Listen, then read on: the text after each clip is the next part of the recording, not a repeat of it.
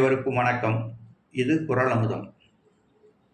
பொறுமை அப்படிங்கிற விஷயத்த வள்ளுவர் ஒரு உயர்ந்த பண்பா வலியுறுத்தி சொல்றாரு. பொறுமையை பேண வேண்டும். பொறுமையை பேண வேண்டும் என்றால் என்ன பண்ணணும்? கோபத்தை விட்டொழிக்க வேண்டும்.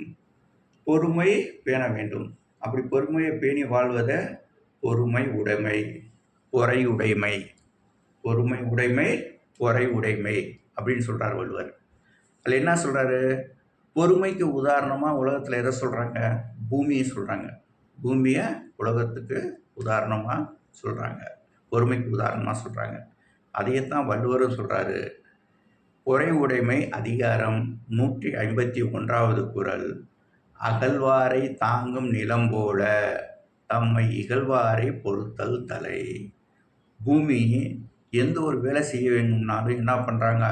கடப்பாறையை வச்சு மண்வெட்டியை வச்சு அது படுத்தி இது வச்சு பூமியை குடையிறாங்க, பூமியை குத்துறாங்க, பூமியை தொலையிடுறாங்க. அப்படி பூமியை அகழ்வார் இந்த மாதிரிலாம் செஞ்சு வேலை செய்கிறவங்க பூமியை புண்ணாக்குறாங்க. இப்போது அகழ்வாரை தாங்கும் நிலம் போல அவங்களே என்ன பண்ண பூமி தாயை தாங்கி நிற்கிறா.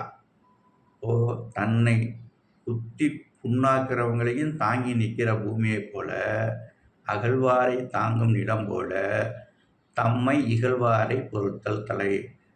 நம்மளை கேவலமாக பழி சொல்லால் இகழ்ந்து பேசுகிறவங்களை பொறுத்து வாழ்றது தலை சிறந்த குணம்.